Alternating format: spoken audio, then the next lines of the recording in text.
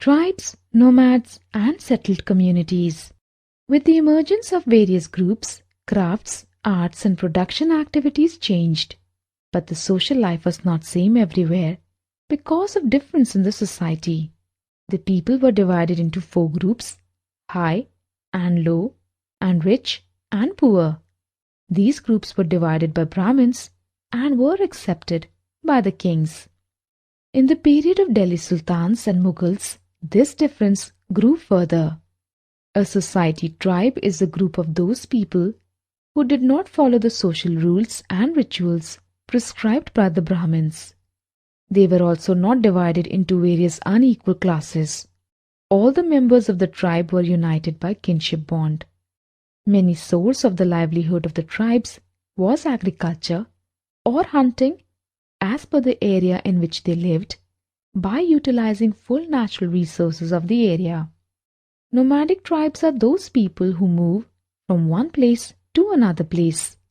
Tribes usually lived in forests, hills, deserts, and places which were difficult to reach. Tribal people always retained their freedom and they preserved their culture in various ways. But the dependence of caste-based and tribal societies on each other for their various needs, which led to the change in both the societies.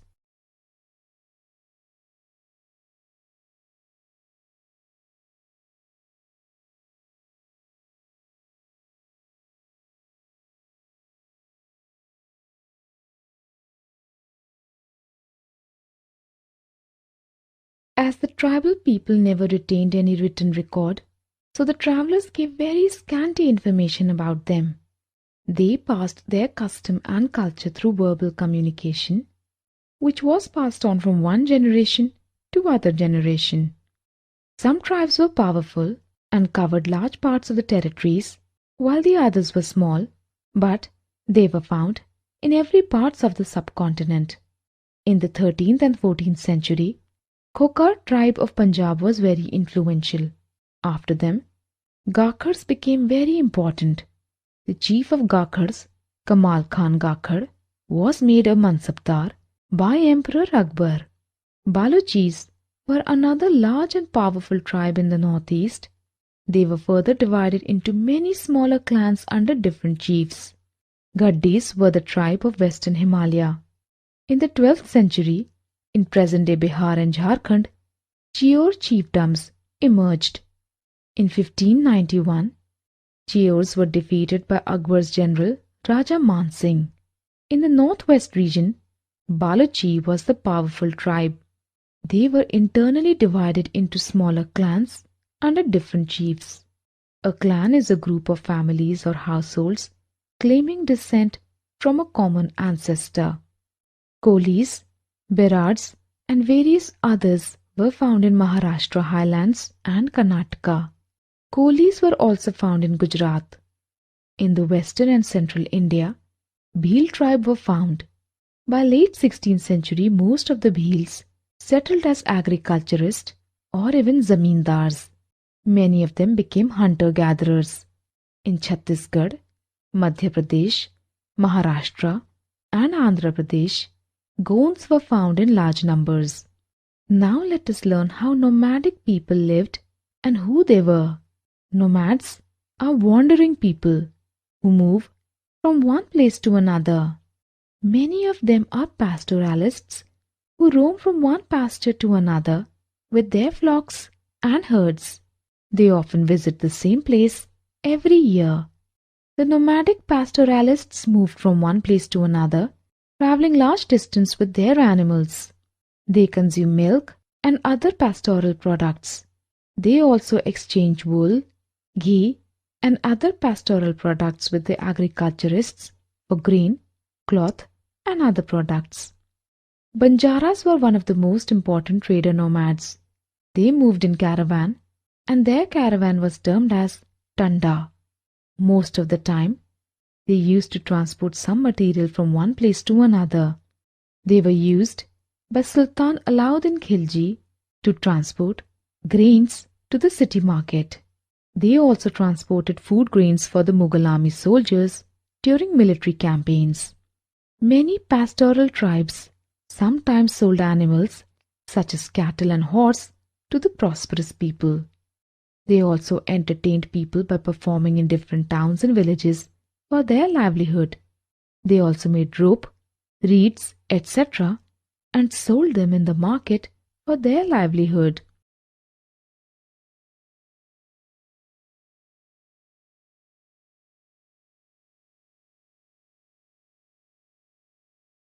Jatis. As the change in society evolved, the new skills in people were required. Brahmins divided smiths, carpenters, and masons as a separate jati. These jatis were the basis for organizing society. Rattakaras were the people whose occupation included architecture, building coaches and chariots, erecting gateways for temples with images in them, preparing wooden equipment used to perform sacrifices, building mandapas for wedding, and jewels for the kings. In the 11th and 12th century, Rajputs and Kshatritas became very powerful. They all belonged to different lineages such as Hunas, Chandelas, Chalukyas, and others. In agriculture areas, they replaced other rulers. Many of these Rajputs were tribes earlier and became an inspiration to the tribes. Tribes were included in the caste system by the Brahmins. Most of them, however, were included in lower caste, and only few of them were included in the upper caste. Many dominant tribe Punjab, like Sindh, adopted Islam, and they continued their rejection towards the caste system. They termed caste system as orthodox Hinduism and was not accepted in these areas. Now we will learn about Goans in this slide. Goans were a group of people who lived in Gondwana, that is, the area inhabited by Goans. They adopted shifting cultivation and practiced it. Now, what is shifting cultivation? In the shifting cultivation, the trees and bushes in the forest area are firstly cut and then burnt. Then the crop is sown in ashes, and when the land loses its fertility, another land is cleared and planted in the same way. Goans were divided into many clans, which are used by Raja or Rai. In Akbarnama, history of Akbar's reign also mentioned about the Gond kingdom of Gadha Katanga that had 70,000 villages in the kingdom. The administrative system of the Gonds kingdom was centralized. The kingdom was divided into Gads, and each Gad was controlled by a Gond chief. Each Gad was further divided into 84 Chaurasi, and the Chaurasi was further divided into Barhots, and each Barhot was made up of 12 villages. With the emergence of the large states, they were also divided into unequal social classes.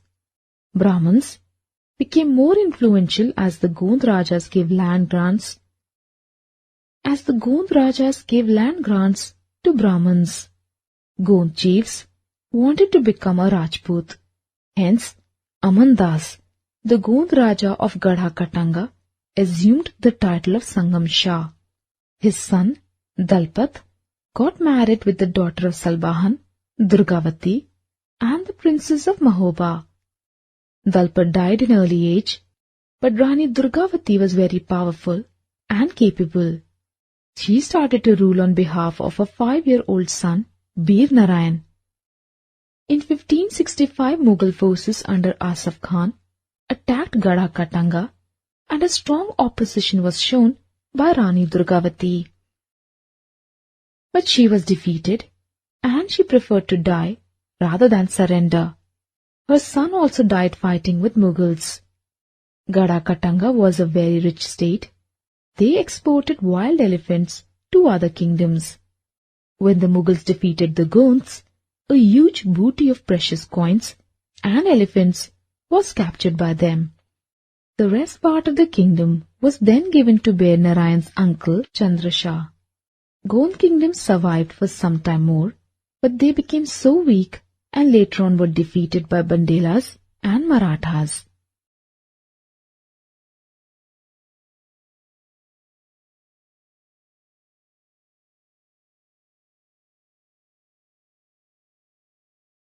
Ahoms. Now let us learn about the Ahoms. They migrated from the Brahmaputra valley in the 13th century. They suppressed the old political system of landlords and created a new state. In the 16th century, kingdoms of the Chattias and of Koch Hajo were annexed by them. Ahoms built a large state by using firearms and successfully making high-quality gunpowder and cannons by the 1660. Many invasions were faced from southwest. Mughals under Mir Jumla attacked Ahoms in 1662. Ahoms gave them a brave fight, but they were defeated by Mughals. Ahom state was dependent on forced labor. Ahom state was dependent on forced labor, and the forced labor was known as Payaks. When the census was taken of the population, people from heavily populated areas were shifted to lesser populated areas. By the first half of the 17th century, the Ahom administration was centralized. All the males were serving in the army during war, and other than it, they all were engaged in building dams, in irrigation, or other works. Ahoms gave a new method of rice cultivation. Ahoms had very few artisans, so artisans came from other kingdoms in Ahom area. Initially, Ahom worshipped their own tribal gods, but as in the 17th century, the influence of Brahmanas increased. King granted land for the temples. During 1714 to 44, in the reign of Seep Singh, Hinduism became predominant in the region. In Ahom's area, theatre was encouraged. The historical work Buranjis was first written in Ahom, and then later on it was translated to Assamese.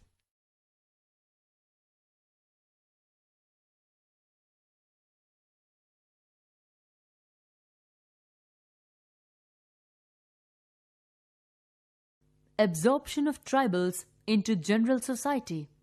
As the medieval kingdoms expanded their boundaries, they took over the territories of many of these tribes. The resident tribes were absorbed into the general society. The disgruntled tribal families were often given Kshatriya status. The Khokhars and Ghakkars were powerful tribes of Punjab who settled down as farmers.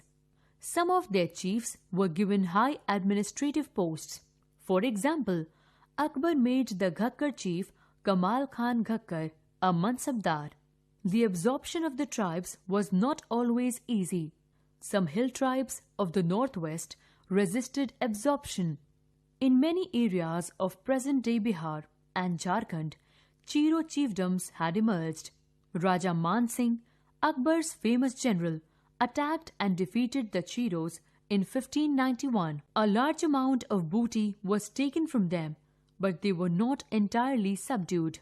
Under Aurangzeb, Mughal forces captured many Chiro fortresses and subjugated the tribe. The Mundas and Santals were among the other important tribes that lived in the region of Odisha and Bengal.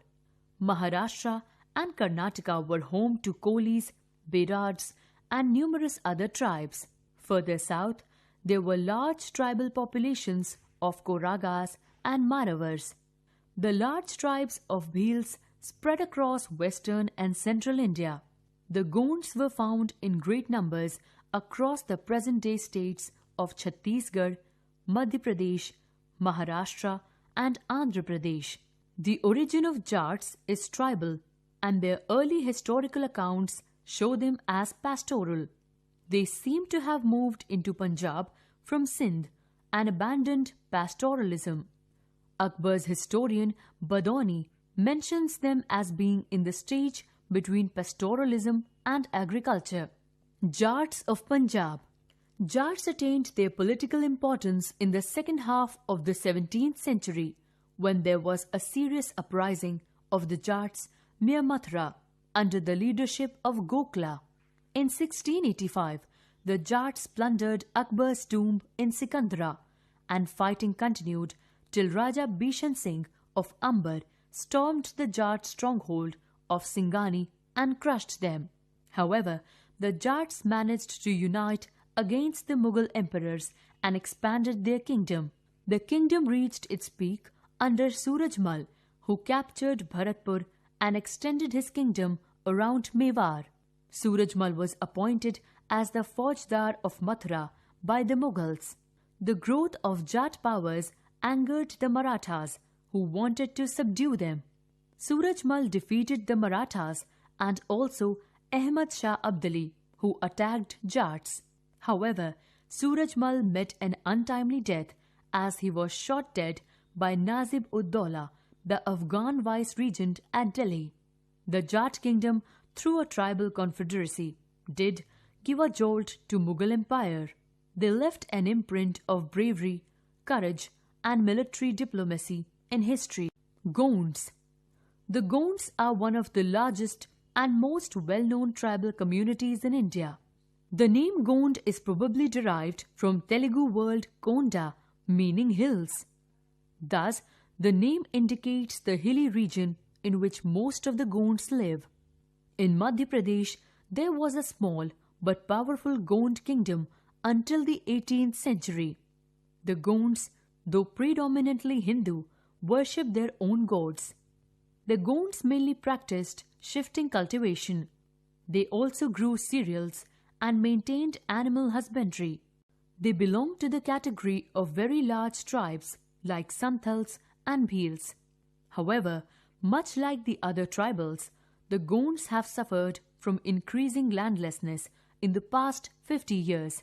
The Gonds lived in Gondwana, which included the forests in central India and Chhattisgarh. The region was rich in precious metals and forest products. In the 15th century, various Gond tribes of the region united to form a large Gond kingdom called Garhakatanga.